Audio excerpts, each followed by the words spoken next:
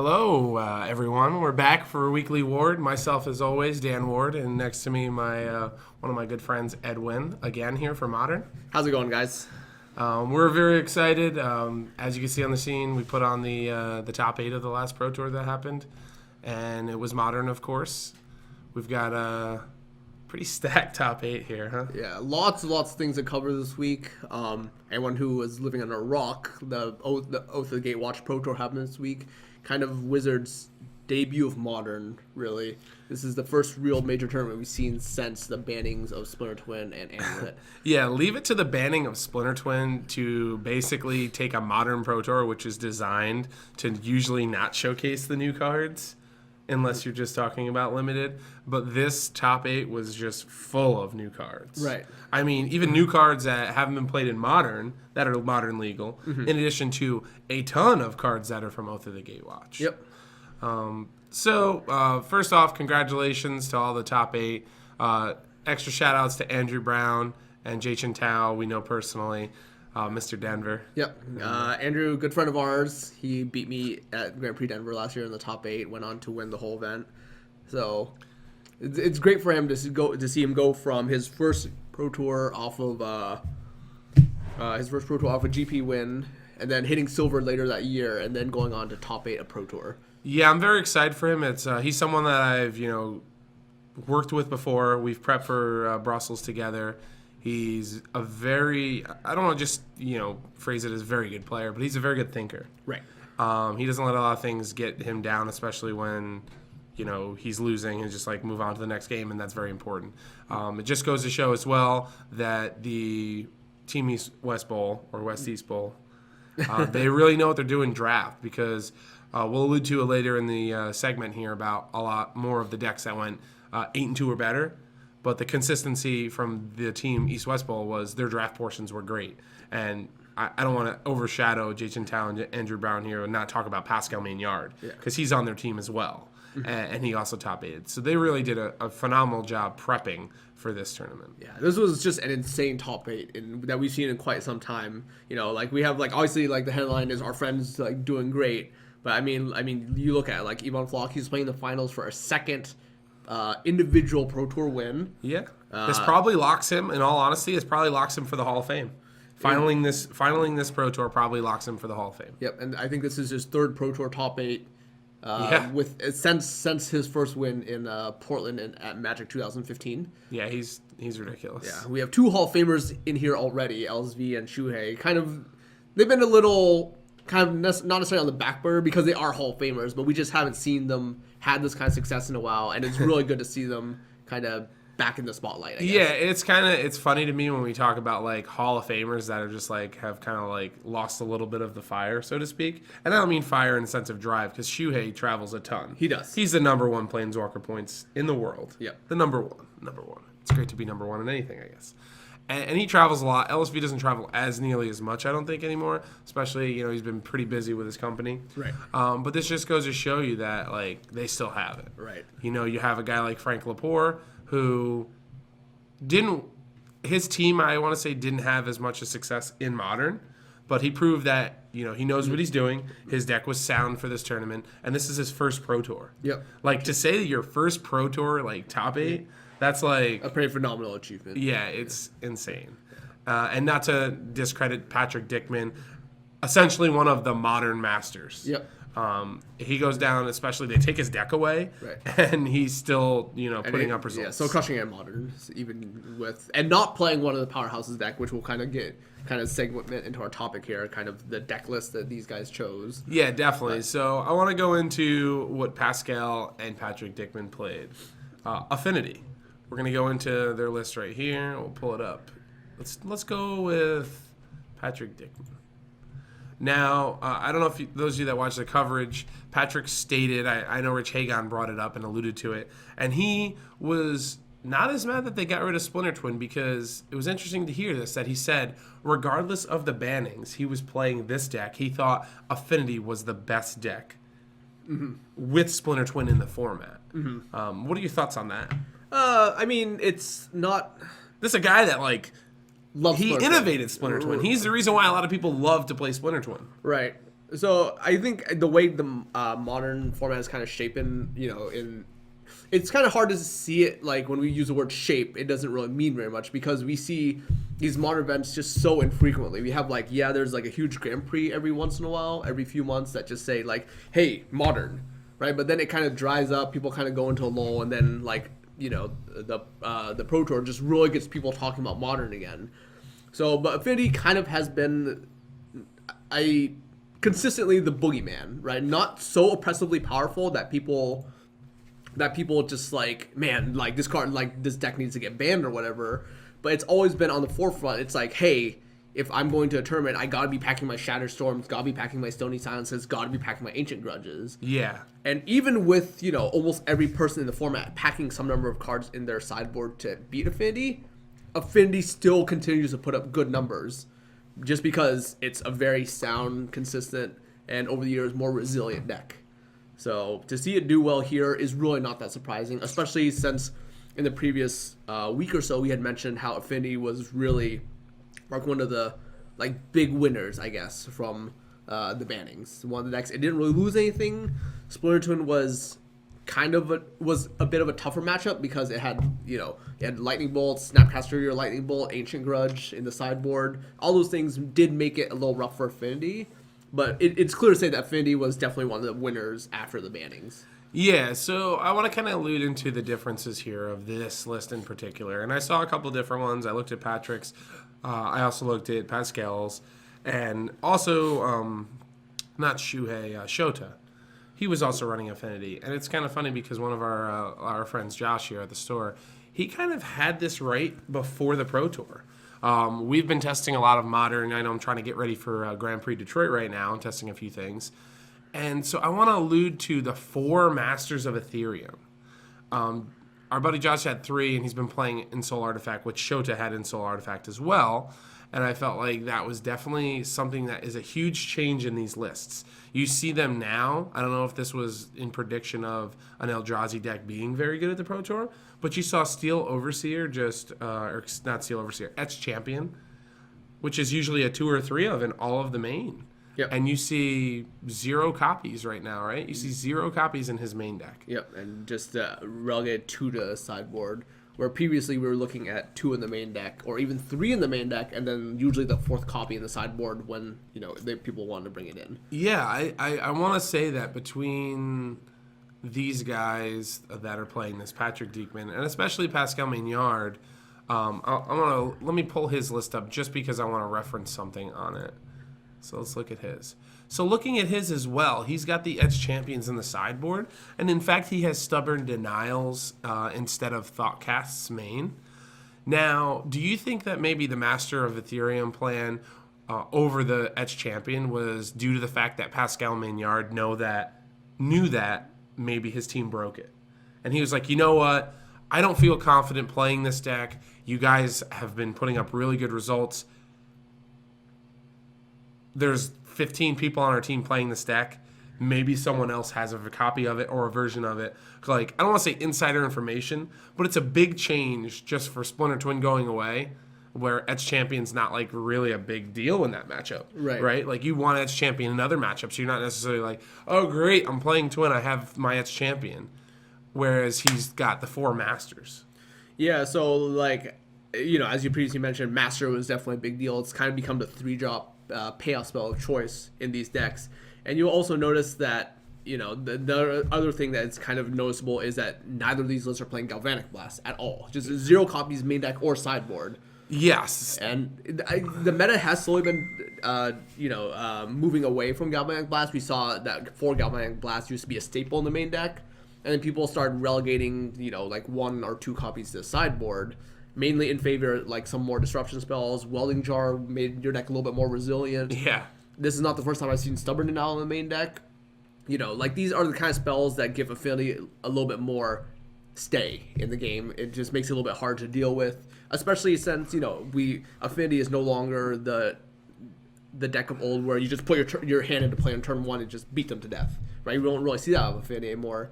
Now it's actually prepared to play a slower, longer game and just try to squeeze every bit of value out of all its permanents. Yeah. So, and Master Ethereum really does help that plan because it's a must-answer threat on its own.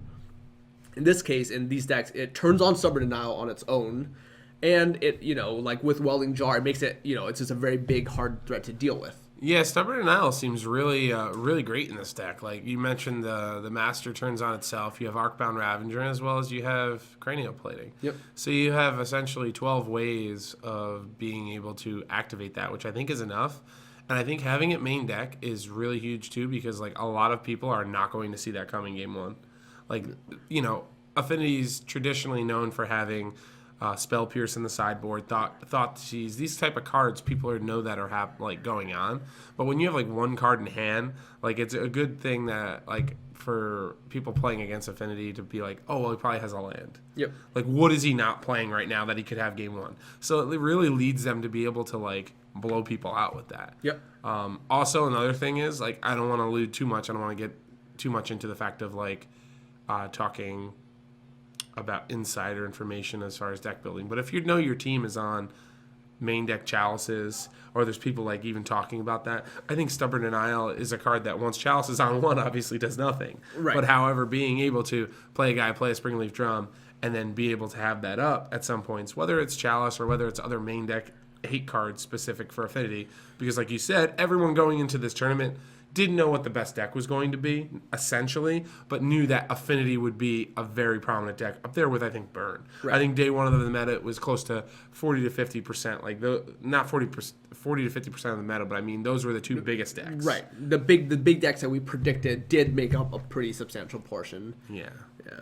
So, his sideboard here, I won't go too far into it. Looks a little creative, I wanted to say. Like, he has a one of Ray of Revelation, which is interesting. Yep. Torpor Orb. Another thing that maybe, hey, Eldrazi Sky Spawner, Yeah. Drowner of Hope. These things are great. Kiki Cord. Like, there's a lot of things, flexibility that card provides. It just kind of does it all. Is it necessarily insane? Probably not. But it's it's cheap, it's efficient, it's disruptive, kind of everything that the Fantasy deck wants. And having it as a one of, probably okay. Probably enough of a catch-all that it's worth warranting one spot on the sideboard. Sure. So, but obviously, I'm sure as everyone's waiting for it, now we can segue into the I don't want to do this. It pains me a little bit to talk about this. the elephant in the room, as it were, or the Eldrazi in the room. Oh my God! Stop. All right, we're doing it. Here it is. The Eldrazi decks. So we can kind of lead off with the obvious winner, the Pro Tour champion, the blue-red deck that both JC Tal and Andrew Brown, they both took to the top 8. So, and this looks like the standard deck we built. So it's like a little bit of a joke. I won't go too far into it. When Oath first came out, about 2 weeks into it, myself, with Ed's help, definitely, with a lot of his help actually, put this together, and we put a similar list. The only difference is like we don't have these broken modern lands. Yeah. So literally every card that's in here was in our deck except for Eldrazi Mimic, Eldrazi Obligator, and I think Endless One. We didn't play Ruination. Ruination Guide. Okay, yeah, we didn't, but we did at one point. We did. We had in it the beginning, in the early started stages of it, we had that. So it's kind of funny how like we thought of something but didn't know it would be good in modern. Yeah. So definitely a little ironic there, but So let's not go too far into this deck. Yeah. What I mainly want to stress about this deck is why was this Eldrazi deck the best deck for the Pro Tour? So clearly, like, you can see how impressive, like, how much work they must have put in, because they had the deck, they had the Eldrazi deck, but they were able to identify that this is an Eldrazi deck that actually trumps other Eldrazi decks, because you can see that if you actually watch any of the games, JC, he actually beat all 3 people from Channel Fireball face-to-face team that were on the exact 75. Team 75. We'll look at it in a little bit, but first it was Shuhei in the semis. Shuhei Nakamura, yep. And then LSV in the semis. Correct. And then beating Ivan Flock in the finals. All 3 exact 75. Yeah. And if you watch how the games play out, they all played out very similarly. It was like just there were cards that would just immediately put the colorless Eldrazi list on the back foot. Because you look at it, something like innocuous like Eldrazi Sky Spawner, pretty innocuous, but allows you to get on the board early. with an early Ibugen, you can actually play 2-3 drops on turn 2 or 3, right? Because it reduces them down to 1, and then with the colored spell, we saw sequences of Eldrazi, Sky Spawner, Vow Aggregate.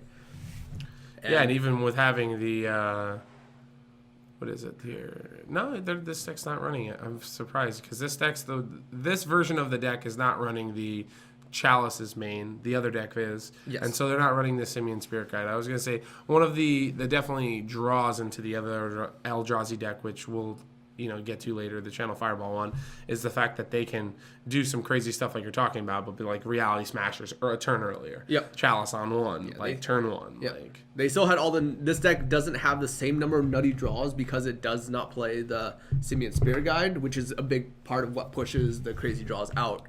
But we see a kind of some more over the top trumps, as it were. Ruination Guide makes your attackers a little bit bigger. The combination of Eldrazi Sky Spawner is very good with Drowner of Hope, because a lot of times, if you watch the coverage, there were just points where it's just you're in a very tight race when you're just kind of trading Reality Smashers back and forth. Yeah. But then the blue-red deck, it has the threat that if they draw Drowner of Hope, they're just dead, because you can play Drowner of Hope, sack your guy, tap your team, and just win the race. Yeah. And because it's kind of a race, you sometimes are in a case where you can't afford to attack. Because if you afford attack, you just risk dying on the crackback. Yes. And Drowner of Hope is just the straight up trump to that. It just messes with combat. Yeah, and especially with like Eldrazi Mimic, like put a 5/5 into play, put 2 tokens into play, tap one of your guys down, take 5, next turn tap a guy down, attack for 10. Yep. Like, and that's just alluding to if you have nothing else going on. Yeah. Looking at the mana looks good. I want to talk about this. What's up with the Gemstone Cavern? What do you think they're trying to do by playing this card? So we've seen Gemstone Caverns before. We've seen that in Legacy. I think it was the year before this. Joe Lissette, he kind of had the innovation with Gemstone Caverns in Reanimator, because it kind of took back the initiative.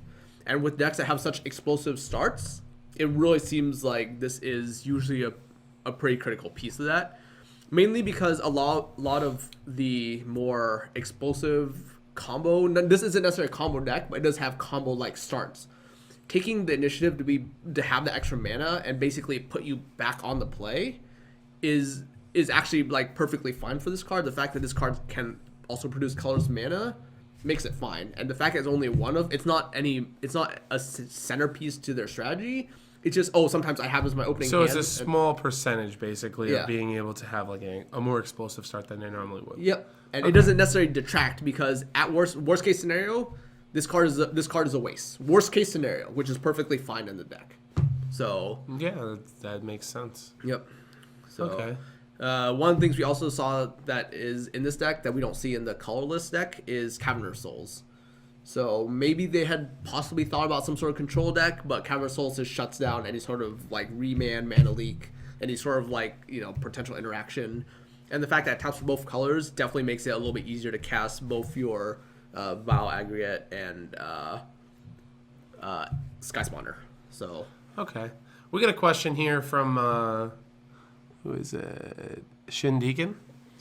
That's They want to know if you're still gold. Oh my gosh, this joke is just never gonna go away. Gold level pro Edwin, ladies and gentlemen. How's it going, Sheldon? Good to see that you're tuning into the stream here. So. So, on a side note, this is a card that I want to definitely test some different things with. And I think you're right on. I think decks that can afford the colorless mana, that it doesn't really cripple their mana. Yep. I think especially, we've seen it used in combo decks a lot. Like, it could be a one-of.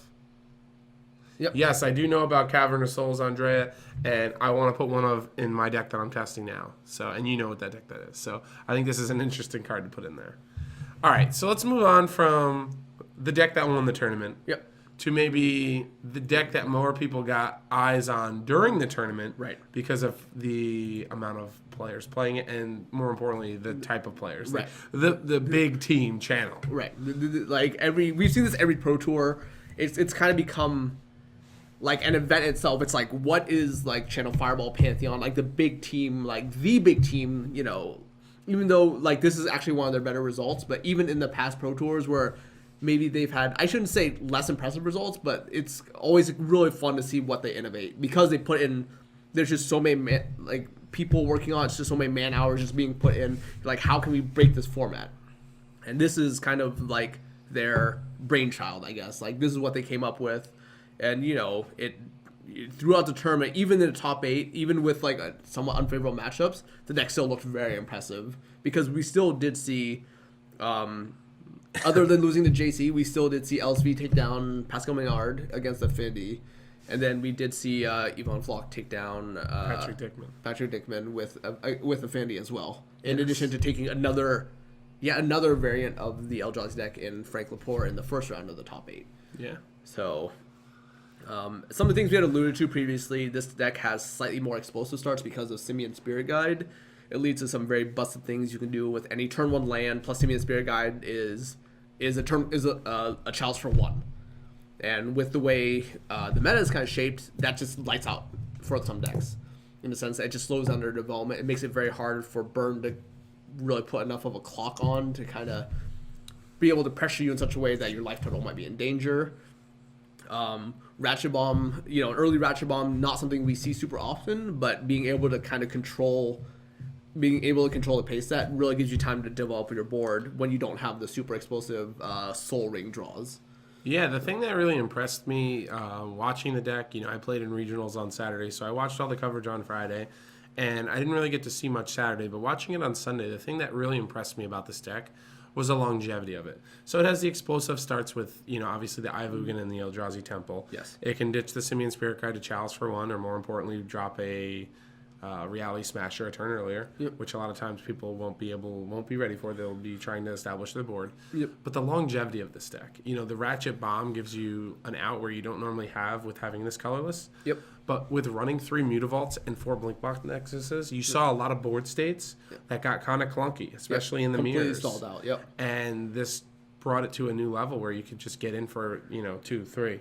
Hey, they don't have a good attack, know. And no real way to interact with it efficiently. Yeah, so without having basically Dismember being the only color spell in the deck besides Simian Spirit Guide, which is obviously kind of used as a mana source here. Yep. They really took advantage of all of the non-basic lands, all of the colorless lands pretty much that they could. Yep. Urborg was a big player to be able to, break kind of Eye of Ugin. Yep. And Ghost Quarter was also very valuable because the mirror matches. Yes. We saw that a ton. Right. They're very valuable against Affinity. Yep. Takes care of their man lands. And that's, you kind of can see this by them running just flat 2 wastes with no fetch lands. Yep. Just because they knew, obviously, teammates, and they probably thought somebody else was going to be running, whether it be Path of Exile, whether it be Ghost Quarter, those type of effects to at least have something to fetch for so that they're not losing all their value. Yep. And, there's just so many subtleties in this deck that it's kind of hard to see, some of these cards might be out of place, but once you really see it play out, it's clearly they've really put in time to make sure the cards worked out. Ghost Quarter is probably one of the most important cards in the mirror, and as some of the top 8 played out, you could see that, people are forced to slow roll their Eldrazi Temple, their Eye of Ugin, because if they can't really take advantage of the full mana that it provides, you don't want to run it out there and just get it, Ghost Quarter right away. Yeah. So. This is very true because, speaking of the longevity, Eye of Ugin, it's a mana acceleration, but it's also an endgame. Yep. And that's one of the things that I really liked about, I know we just talked about Jachin Tao's and East-West Bowl's deck. They have all of these Eldrazi spawners between the Sky Spawner. They have all these Eldrazi tokens between that and Drowner. So, if that plan isn't a plan to victory and there's just board stall, how about at the end of turn searching up on Eldrazi? Right. That seems really good. Yep. Okay, so anything else you want to touch base on this deck, or do we want to go on to more Eldrazi decks? No, I think this is many words have been said about this already. You can read plenty of articles. People have written articles on both people who Channel Fireball, I think, also put out his tournament report. You can read about the deck. You can read about people facing against the deck. But I guess the thing that is probably on the forefront of everyone's mind, I guess, with we can kind of wrap this up, is where does the Eldrazi deck go from here? On social media, on various articles from different writers, people have been calling for a ban of some form or another. Yeah, Wizards kind of didn't know this was going to happen, and they have the Houston playmats as Reality Smasher. If they would have known that, they could have switched it to GP Detroit. where we're going to be playing not Modern, but Modern Drazi, as so call it. So, yeah, I'll talk about this for a quick second. I know a lot of people that didn't play this deck at the Pro Tour. Yep. I've heard a couple people talking amongst themselves on social media, kind of keeping it a secret. And then you have people like Christian Calcano, who's basically saying, thank you, this deck is busted. I know what I'm playing. Mm-hmm. I want the deck to be banned immediately. I am probably overreacting. I also think that a lot of the Magic community calls for things to be banned a little sooner than they should, like myself. And so after losing some money and thinking about it, I want to wait until after Detroit. I think the deck's very good. I've been testing against it a little bit. I haven't put too much time into the different variation. The thing that scares me about this deck and about it being a healthy format, like being a part of a healthy format in Modern, which is debatable after, before Splinter Twin and after it, is the fact that we'll get into it with the next two things we're going to talk about, the different Eldrazi decks, the newer ones, the ones that maybe are metagaming these ones, right? Yep.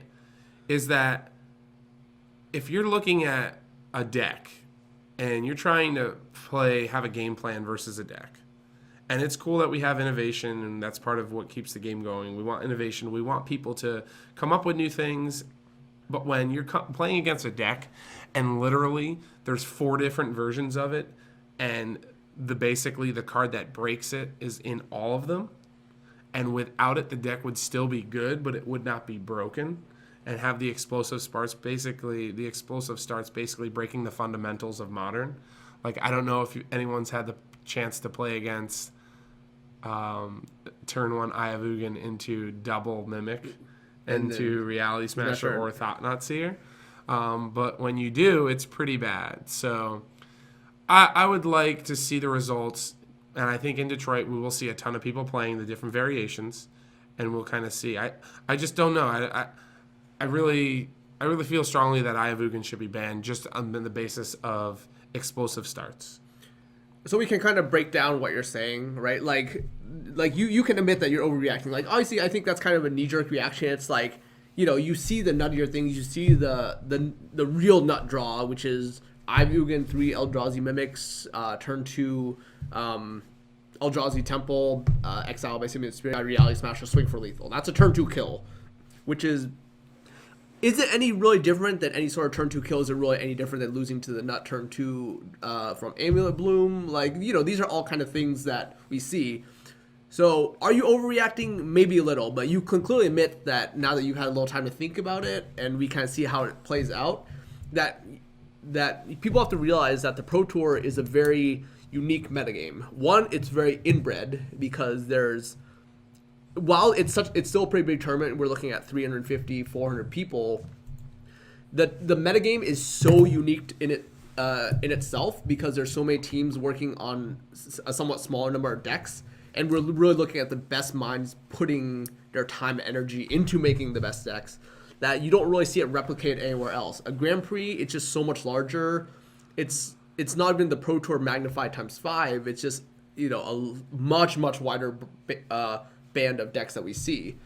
So while people, their response is, hey, this deck is busted, especially when you see the nut draw, maybe if you do give it a little time to play out, I'm of the fan that the meta usually will self-correct itself. Because now that you open it all up to Magic Online, you open up to the hive mind, people solve things, like the formats usually solve themselves. Yeah, the problem is, Capolo, Andrea, he brought it up here. It's not about the fact that how powerful this deck necessarily is. It's effectively, this deck is at that power level. Can you fight this deck and still fight all the other decks? And that's what I mean. Like, sure, you can play 4 Sprouting Seas in your blue-red, blue moon deck, or whatever blue splash you're playing, and 4 Seas Claims, or maybe just like some kind of like Blood Moons to hate them out, turn 1 or turn 2 type of like Storm Effect Blood Moon. But like, is that beating everything else? Whereas this deck doesn't care what it's playing against. It's just so powerful from top to bottom with having like the ability to turn 1 Chalice, or to just kill you on turn 2 or 3, or to just play the control game and drop Thought-Knot Seer and stop you from comboing off, is what I'm worried about. And you can make the argument that, like, yes, that's going to depend on the player, depend on their build, depend on what's going on, elsewise in Modern.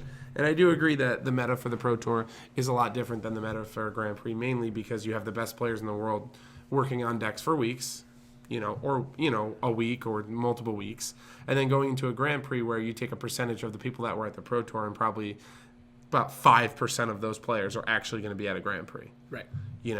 And then you're taking everyone else that is building their brews, building their sweet decks that they play all the time. But now after this result, I think there's going to be a lot of people, because you can look on Moto results and look at the 5-0 decks of dailies, you'll see 2 to 3 are Eldrazi. And you're going to be like, well, Jesus, this deck is just that powerful.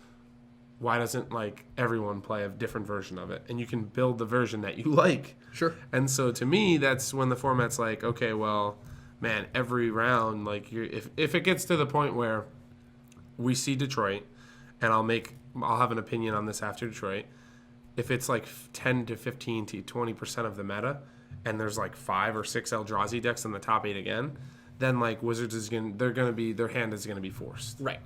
And that's what I think LSV was alluding to on Coverage Sunday, when people were bringing it up on the stream to him, and he was like, well, give it some time, let people figure it out, because like you said, no one knew what was going on here. They didn't prepare any differently for a colorless deck. Yeah, maybe the red decks had Molten Rains just because they thought Tron would be here and it was good for that. And I don't think anyone packed anything for Reality Smashers or Matter Reshapers, or had extra things for these kind of decks. So I understand what you're saying, right? We can obviously argue this until we're blue in the face, right? Along with the rest of the internet, and we can all argue until until the bannings actually happen or doesn't happen. But Kingdom Come. So maybe I'll propose this thought experiment for you. So let's replace Eldrazi in the top 8, and let's say we had 6 copies of decks that play Tarmogoyf and Liliana. So what if we had 3 Jund decks being the Channel Fireball deck. Okay. And then we had one deck being Frank Laporte's variant, being kind of the Sultai. Let's say it's just a Sultai build of Jund, right? Just that we've occasionally seen pop up with Mana Leaks, Remands, or whatever. And then the winning deck was an Abzan deck that was ready for Jund and the Sultai variant or whatever, kind of the trump to the mirror, as it were. And then 2 affinity decks. Would people necessarily be outraged that there were 6 copies of decks that play Tarmogoyf and Liliana's in the top 8? I don't think they would be outraged, but I think they would be... What's the best way of putting this? I think the beast is, better to fight than the beast you don't. And so this deck has been, the deck that you're basically alluding to, the Jung or Jund variants, have been around for a long time. It's been kind of a staple of the format. Sure. So I think people would be less likely to jump to conclusions of going, oh my God, Tarmogoyf needs to be banned or Lily needs to be banned. For one, because it doesn't really upset the fundamentals of Modern. It's not, yes, the cards are very powerful, but it's not doing, people are used to this. They're prepared. If you go to a Modern tournament and you don't have a plan versus a deck that has turn 1 Thoughtseize, turn 2 Tarmogoyf, then I don't know, you know what I mean? Sure. You should be having some kind of plan for that. Yeah. So I would just say there's 2 sides to this discussion. One, what do people actually have a problem with here? Do people actually have a problem with the power level of the deck? Because I would argue that the power level of this deck is not necessarily any more. To some degree, it might be, right? But there's equally busted things. Is it really any more unfun or unfair than someone going Tronland 1, Tronland 2, Tronland 3, play Karn, or turn 1 Inkmoth Nexus, turn 2 kill you with multiple pump spells, or having Affinity vomit its entire hand on a play, turn 2 Cranial Plating, hit you, right? Is that necessarily any more unfair or unfun? So that's one side of the coin. Sure. And then the second side of the coin is that the other part of the argument that people are complaining about is, are these numbers actually any more oppressive than the Modern numbers we've seen in the past years? Is it actually putting up necessarily better numbers? Obviously, this is yet to see. We'll have to see how Detroit shapes out. Yeah. But does it put up better numbers than Splinter Twin? Does it put up better numbers than Birthing Pod? The decks that have slowly gone to Axe over the years. Yeah, is it really putting up better numbers? It's gonna be interesting to see. I think people now, with how social media is and how the coverage goes, like myself, jump to conclusions sometimes. But let's be honest, this was the most winning deck at a Pro Tour ever. Percentage-wise. Sure. Team East-West Bowl, they did a statistic on just their modern decks. And I don't quote me on this for exact. I don't mean to, have a little fallacy here and be, not exact here. But I think they had 6 or 7 losses as a team. One of those people on their team had 3 or 4. Mm-hmm. As a team. Sure. Like, that's insane. Sure. That's 2 days of Magic. That's 10 rounds for, I don't know how many exact players on their team played it, but I think there was at least like 5 or 6. Right. And like at least 5 or 6. Like I know 5, 6 that I can actually just rattle off here. But that's ridiculous. Sure. Like obviously, those 10 people can't. Like those people that are playing the deck aren't getting lucky every round.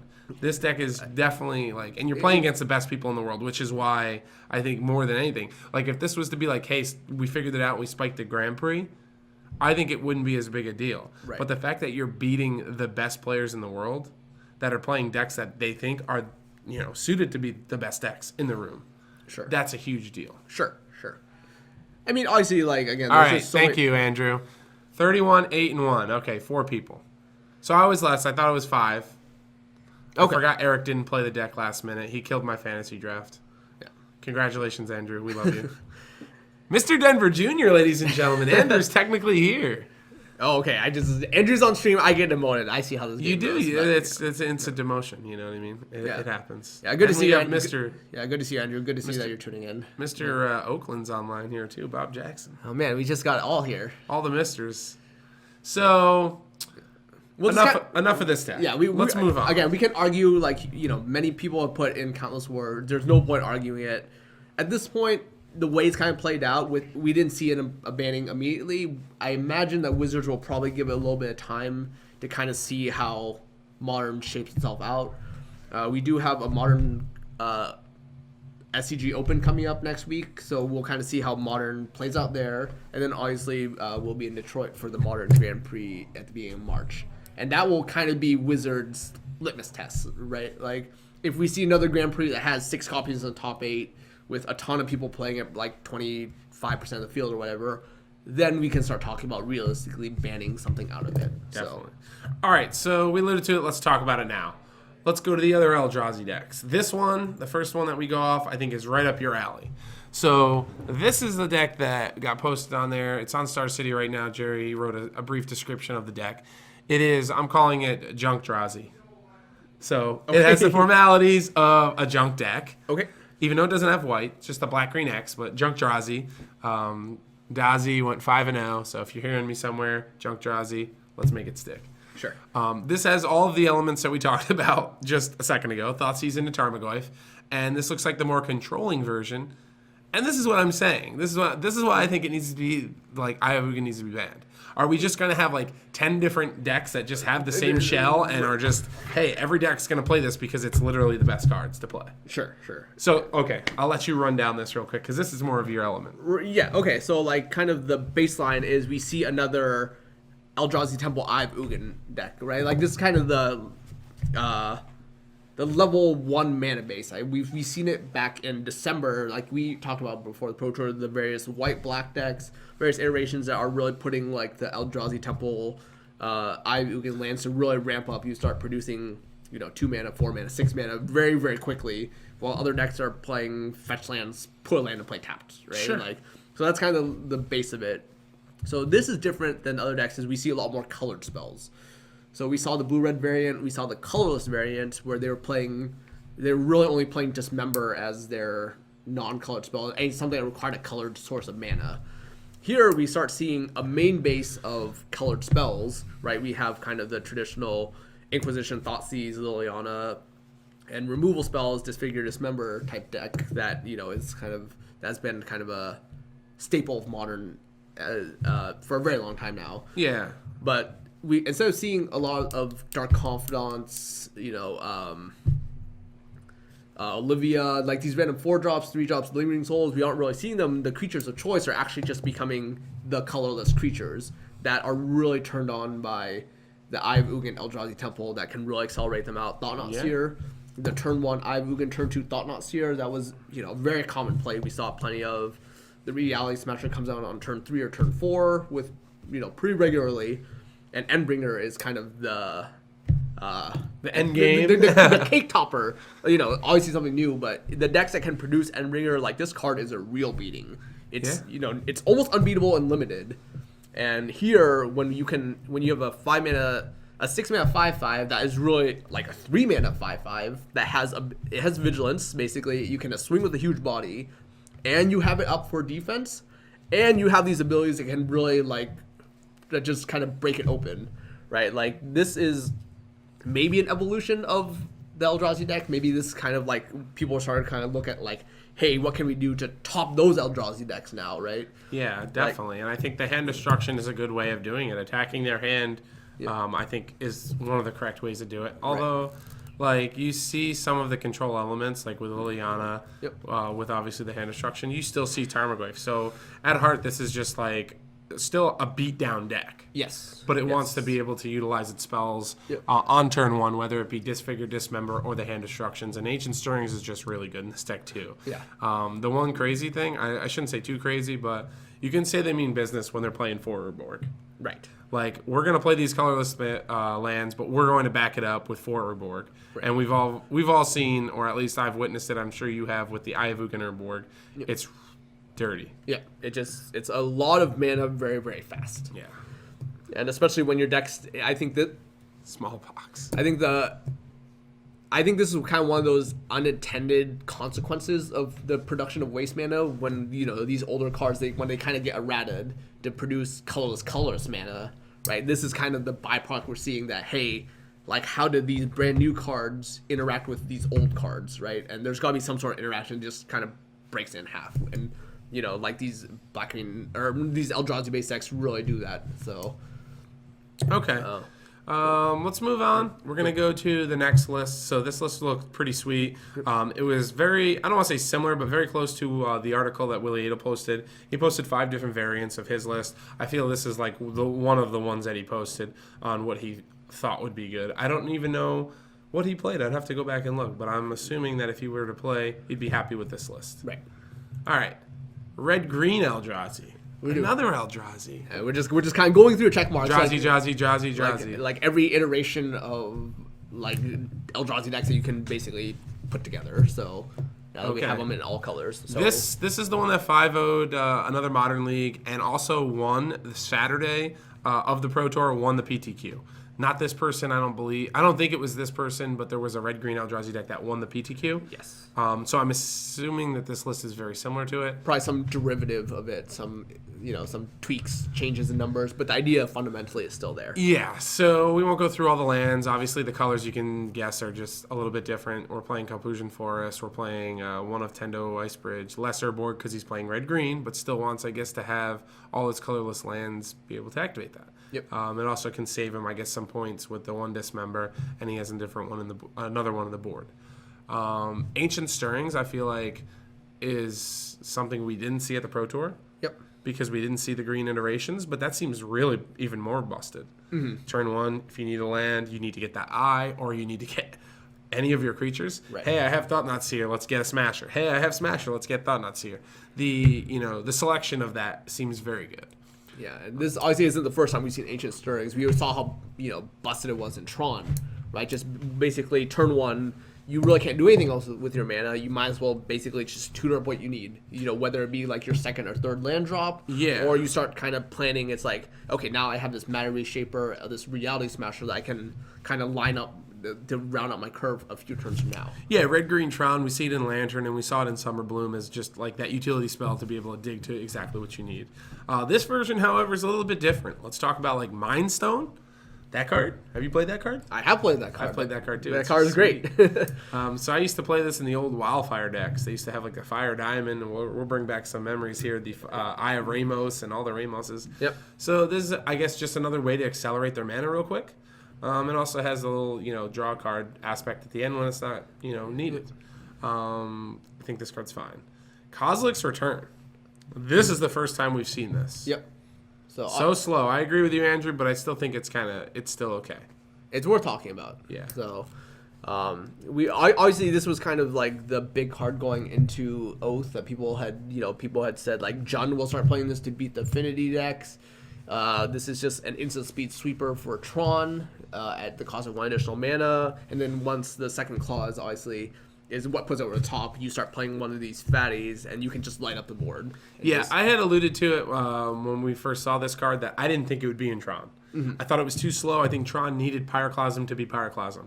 I thought that 3 mana is just a little bit too much. Yeah, it's an instant, but like 3 mana, they want to be playing Karn, Worm Coil, yada, yada, yada. Sure. Right? Sure. The thing that I like about it in this deck, especially if this deck would have been at the Pro Tour, I don't know if someone played this version.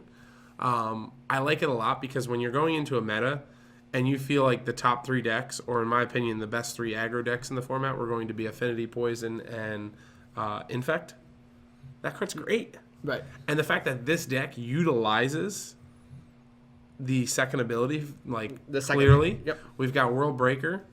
All the other creatures don't really... Are a little too small. Yeah, a little too small. Smasher. But having the 4 World Breakers as your endgame plan to be able to just bang. And, like, Patrick Chapin talked about it when, he did his podcast with Michael Jacobs. With Michael Flores, on this card, and he was in love with it. Mm-hmm. And I think this is the first deck that you'll see, actual real deck that you'll see the second ability be dominating. Right. In Standard, yes, it's very good, but the games you're casting Ulamog, you're winning anyway. Kha'Zix Return's more of a moot point. Yep. Okay, I'm winning, now you have no chance, as opposed to I'm winning. Right. And now it's more of a catch-up game, and then here usually the first World Breaker, probably a backbreaker in itself. Probably why we see this deck having some success, because World Breaker can now start hitting, the Eye of Ugins, Eldrazi Temples kind of slow down development, especially with how quickly you can power it out. Yeah. And now Kha'Zix Return puts that over the top because there's almost nothing in the previous decks that were able to survive the second ability of Kha'Zix Return. The deal 5, because 5 is the magic number, because that's where Drowner of Hope sits at. Yep. I'm glad you're bringing this up, because this is what I was allude to. Yep. We're talking about the different iterations and how the decks are molding into beating the original Eldrazi decks, the ones, the blue-red one and the Channel Fireball one, the basically just colorless black one. Yep. And having this ability, look at those 2 decks. It kills every creature in their deck. Yep. Except for maybe Endless One if it's huge. Yep. Endless One, kind of a weird corner case. But yeah, Vile Aggregate, Drowner, all the tokens obviously. Yep. Thought Not Seer, get that card back for free, essentially. Seems great. Yep. So it'll be interesting to kind of see. I think this might kind of be the level 1, kind of the next step after the Pro Tour. We kind of give people, give Moto, the Hive Mind, a chance to kind of work out the kinks, and maybe we can kind of figure out hey, this deck might not be unbeatable. People can develop decks that in theory could do well against the Eldrazi deck and have a reasonable shot against the rest of the meta as well. Okay. So all right. So that's going to be enough talk about Eldrazi for today. Yep. So let's talk about a deck that has been doing good. Merfolk. We'll click on this one real quick. Our first non-Eldrazi deck, ladies and gentlemen. First non-Eldrazi deck. This deck's been around for a while. Paul Rietzel had, I guess the most recent success with it at the last, Grand Prix? OKC, yeah. It had some showing in Pittsburgh, but Pittsburgh was... Yeah, he top-aided with a version of this. I see Gutshot in the sideboard. I love it. The main reason that I think this deck is performing a little bit better is because it has maybe a better game versus the Eldrazi decks. With running main deck Spreading Seas, and you can see this one's even gone one step further, and has main deck Seas Claim, and then 2 more Seas Claims in the sideboard. This is in direct correlation with how well the deck's been playing, the Eldrazi decks have been playing. Yep. And when you have Seas Claim in your main, right, it's a pretty bold statement. Yeah. This person is here to beat those Eye of Ugins and Eldrazi Temples. Yeah. So... I think the rest of the stuff, we even see a 1-of Psyblast. That's interesting. I haven't seen that in these lists in a long time. Right. That might be maybe an easy way to deal with Thought Not Seer. It just deals the 4 right away. Not really sure. Okay. Honestly, I don't play Merfolk myself, but we can kind of, see the obvious cards. Most of these cards are kind of staples of Merfolk. We see a bunch of 4-ofs. Some cards that go over the top in Master of Ways, Marrow Regery. But otherwise, it looks like a pretty stock list. So Yeah, another deck that another thing about this deck that's it's not affected too hard by a turn one Chalice either. Like yes, the Vial is huge, but if they play the Vial and say go, Chalice for one is Does nothing. Does really and almost any point after that. With a Aether Vial in play, Chalice does nothing, right? Even shutting off your guys at 2 mana, it's still not that big of a deal. So okay, so that's kind of enough about Modern for now. We're going to get into it a little bit more next week. We'll be talking with Kevin Jones on what he plans on playing in Louisville. There's a Star City game open going on there, as well as the classics. I may bring him up and talk to him about his Standard thoughts right now, because Standard's kind of taking a little bit of a back burner. Yep. We don't really have anything going on. The next big Standard event, I don't think, is until Grand Prix Houston. Yep. So that's in like 2.5 weeks. Yeah, next week, some number of people will probably be planning for the RPTQ. I know some of my friends back home in Portland, they're really looking at that. It's like standard, trying to, mainly because it hasn't received quite as much attention. So the format has not really evolved the same way, because obviously a lot of people are just interested in talking about Modern right now, because that's, the big and new, as it were. Sure. These last chance qualifiers, I haven't decided if I'm going to be a little crazy with you and head down to Boston. I think there's one going on there. Yep. And we get to beat everybody else up, hopefully, and get there. Okay, so we talked about that. I wanted to do a little promotion here for one of my teammates. Kevin always writes his articles on here. If you're ever looking for content on our page here at Kerwin's Game Store, you can go right to the articles link. I'll go back here for you. Also, you can see our videos, our previously recorded weekly wards. We do this every Thursday, sometime around 12 and 1, put together. The videos usually get uploaded. They'll be on Twitch as past broadcasts. As far as on our webpage, you can go right here to featured videos and kind of look at the ones that we did before and kind of see the sequence of where we're at. Articles, those of you that are interested in a good article that has no bearing on any specific deck, my teammate Denis Olnov, the Russian team captain, he came up with the John Cena article, Never Give Up. Yep. And I read it yesterday and thought it was extremely well put. So those of you that have some time and are interested in picking up a good read, definitely focus in on this. Yeah, we definitely have a very diverse crew here at Kerwin's. Lots of, different ideas, different perspectives on things. Like it's just they're refreshing reads away, because obviously people look at Channel Fireball, Star City games for kind of the premier content, but sometimes being able to kind of see a different perspective from someone who isn't quite there yet in all of us, it's definitely a refreshing read. There's just no shortage of great content on the website. Definitely. Yeah, so I guess enough of Modern, enough of the serious topics. We'll kind of round out this week with some news. So for those of us who maybe aren't as on social media as others, we did receive some pretty sad news that Christopher Rush has actually passed away yesterday. So, yeah, it's a big blow to the Magic community. I don't want to get too personal here, but those of you that travel to events or even have had the pleasure of meeting him, he's a very nice guy. He did the artwork for the original, the best card in Magic, so to speak, Black Lotus, the most predominant card, in addition to the mana symbols, along with Lightning Bolt, and I won't get into all the other things. But just as a person in general, I've had a lot of interactions with him, all being positive. Every event, he's got a smile on his face, no matter what's going on. And it is definitely going to be a big loss in the community and in the artist, part of Magic the Gathering. Yep. And this is just... In addition to Chris Rush, Wayne England as well a little earlier this week. Also, just a very, very rough time for a lot of art fans. Mainly because, in Magic, especially for players like us, we really do look at like the competitive end. Just like, how does the game play out? But, sometimes you have to take a step back from, at Grand Prix. We're just there. We're always focusing on the competition, the event itself, the top 8, the decks.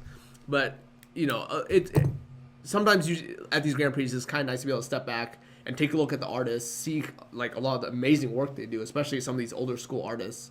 Yeah, the game definitely, speaking from Christopher Rush's perspective, like on what he's had, his influence on the game, like he's kind of shaped the way cards were printed. Right. Like, and how the evolution has gone from beta to where we are now in Oath. Right. And it's like artists like that really they hold in esteem, like, in the Magic category as just being a part of its history. Yes. And he'll go down as one of the more prominent artists, if not the most prominent artist. Indeed.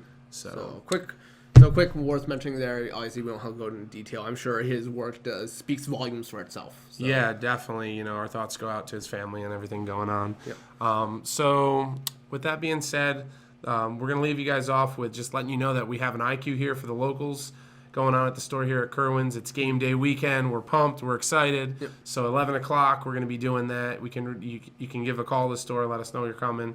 We'll have some sign-up sheets out ready to go.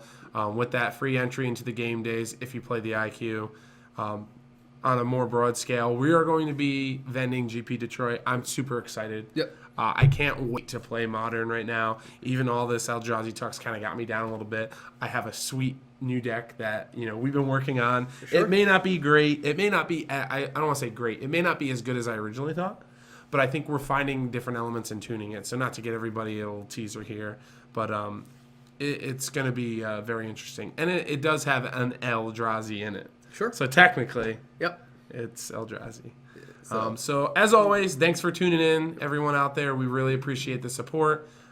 We like doing this. Next week to do a little foreshadowing here, Kevin Jones will be on. We're going to be talking about a little bit more Modern since he's prepping for the Open, in addition to Standard, and kind of going over a little overview on what his thoughts are on Standard. Hopefully he doesn't have to play the Classic, but what he'll be playing at the Classic, and then getting into maybe what people should be playing for the RPTQs. Right. So lots of events coming up, lots of exciting things.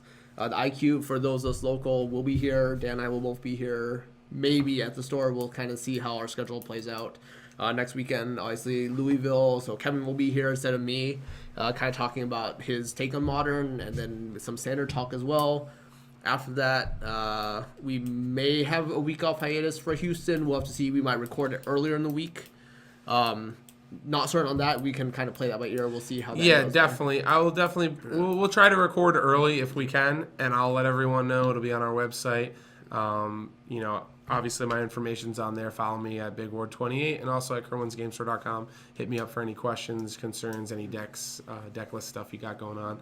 I'll do my best to answer that. So with that, everyone enjoy the rest of their day, whether you're at work or happen to be off today.